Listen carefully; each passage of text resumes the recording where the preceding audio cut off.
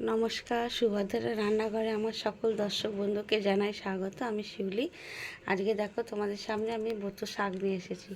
এই যে শাকগুলোকে আমি একটা একটা করে ছাড়িয়ে পরিষ্কার করে ধুয়ে কেটে নেব, নিয়ে আমি রান্নাটা করব কিভাবে তোমাদের আমি দেখাবো। তোমরা আমার সাথে থাকো। দেখেছো সুন্দর একদম টাটকা শাক, কেটে ধুয়ে পরিষ্কার করে নিয়েছি দেখো সুন্দরভাবে। এবারে আমি গ্যাসে কড়া বসিয়ে দিয়েছি, সামান্য 1 ফোঁটা জল দিয়েছি। আমি শাকটা প্রথমে হালকা করে একটু সিদ্ধ করে নেব। আমি শাকটা আসলে ভাজা বানাবো, শাক ভাজা করব, তার জন্য একটু সিদ্ধ করে নেব। আর শাক দিয়ে অলরেডি জল বেরোবে, একটু সামান্য লবণ দেব, আর একটু সামান্য সামান্য 1 ফোঁটা লবণ দিয়ে দিলাম। চাপাটা দিয়ে একটুখানি সিদ্ধ করে নেব, তারপরে আমি আমাদের দেখাচ্ছি। আমার শাকটা সিদ্ধ হয়ে গেছে।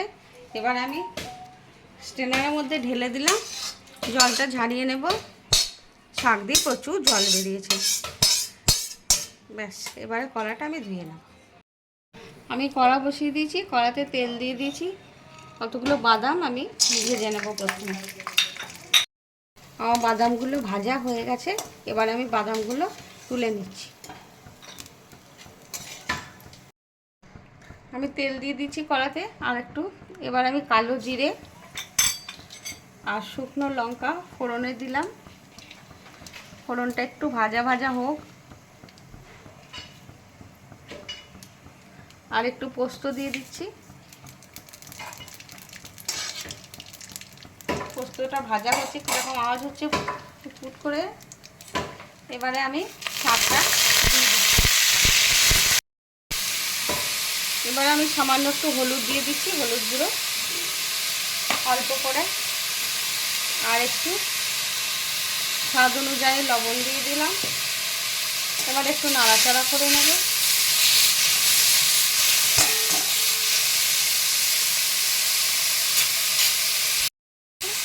আমি চিনি দিয়ে একটুখানি স্বাদ মতো মিষ্টি চিনি দিয়ে দিলাম।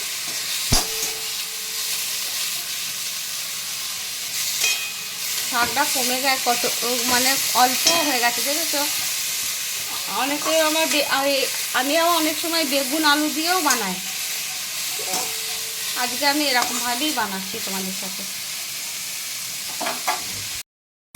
আমার হয়েই গেছে। এবারে আমি ওপর থেকে বাদামটা ছড়িয়ে দিচ্ছি, ভেজে রাখা বাদামটা দিয়ে দিলাম। আর একটু ওপর থেকে পোস্ত ছড়িয়ে দিচ্ছি, কাঁচা পোস্ত। ভীষণ ভালো লাগে পোস্ত স্বাদটা। যাই হোক, এবার আমি গ্যাসটা অফ করে দিলাম। কিছু আমার বেতো শাক ভাজা রেডি এবং সার্ভ করে দিয়েছি। তোমরা দেখো, অসাধারণ হয়েছে দেখতে এবং খেতেও অসাধারণ হয় বা হয়েছে। তোমরা আমি যেভাবে বানিয়েছি এভাবে একবার অবশ্যই বানাবে, বানিয়ে খাবে, খেয়ে আমাকে কমেন্ট করে জানাবে তোমাদের কেমন লাগলো বেতো শাক ভাজা। আর তোমরা আমার চ্যানেলটি এখনও পর্যন্ত যারা সাবস্ক্রাইব করনি তাদের কাছে অনুরোধ রইল যে প্লিজ আমার চ্যানেলটা একটু সাবস্ক্রাইব করে দেবে, আর বন্ধুবান্ধব আত্মীয় স্বজনদের সাথে একটু শেয়ার করে দেবে প্লিজ। আর তোমরা সবাই আমার সাথে থাকার জন্য তোমাদেরকে সকলকে অসংখ্য ধন্যবাদ, অনেক অনেক ভালোবাসা, নমস্কার। তোমরা সবাই ভালো থেকো।